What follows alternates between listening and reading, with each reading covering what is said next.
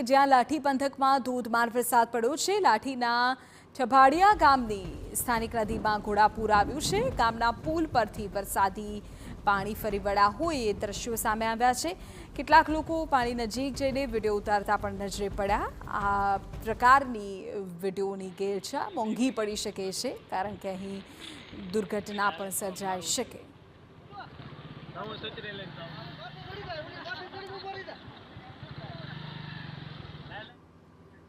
અમરેલીમાં મેઘરાજાની બેટિંગ શરૂ થઈ છે। બાબરા પંથકથી સમાચાર મળી રહ્યા છે કે ત્યાં પણ વહેલી સવારથી વરસાદ વરસી રહ્યો છે।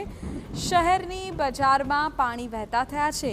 સારા વરસાદને કારણે ધરતીપુત્રો હવે ગેલમાં છે।